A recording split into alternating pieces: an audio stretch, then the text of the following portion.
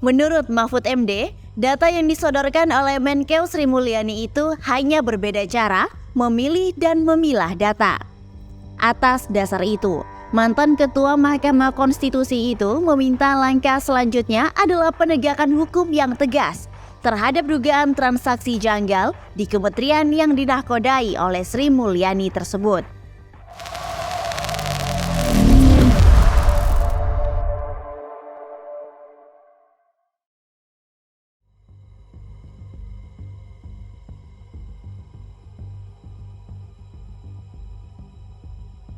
Wamenkeu mengakui tidak ada perbedaan data antara Menkeu Sri Mulyani dengan Menko Polhukam Mahfud MD. Dilansir dari fajar.co.id Jakarta, data Menko Polhukam Mahfud MD akhirnya yang benar daripada Menkeu Sri Mulyani perihal agregat transaksi janggal sebesar 349 triliun rupiah di lingkungan Kemenkeu.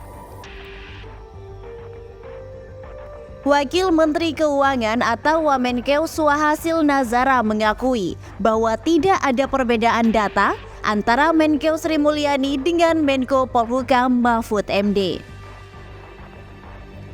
Menanggapi pernyataan Wamenkeu ini, Mahfud MD menegaskan sejak rapat dengar pendapat atau RDP dengan Komisi 3 DPR RI dan PPATK pada Kamis 30 Maret lalu, total dugaan pencucian uang di Kemenkeu secara agregat sebesar 349 triliun rupiah dari 300 surat masuk.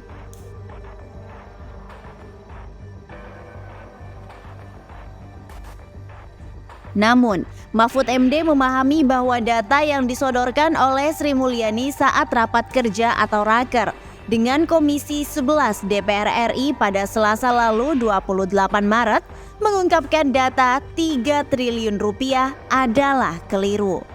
Sebab, data yang benar itu adalah 35 triliun rupiah untuk kelompok pertama pada laporan hasil analisis atau LHA.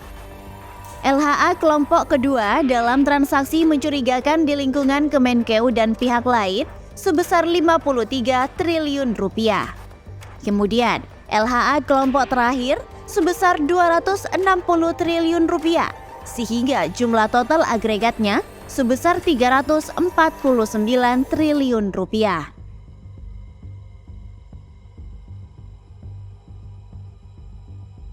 Menurut Mahfud MD, data yang disodorkan oleh Menkeu Sri Mulyani itu hanya berbeda cara memilih dan memilah data.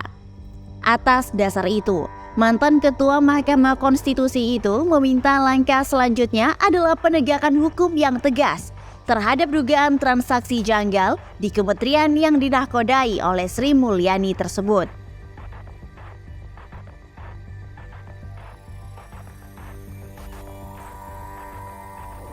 Sebelumnya, ditemui perbedaan data antara Menkeu Sri Mulyani Indrawati dan Ketua Komite Koordinasi Nasional Pencegahan dan Pemberantasan TPPU Mahfud MD terkait adanya transaksi janggal sebesar 349 triliun rupiah di lingkungan Kementerian Keuangan.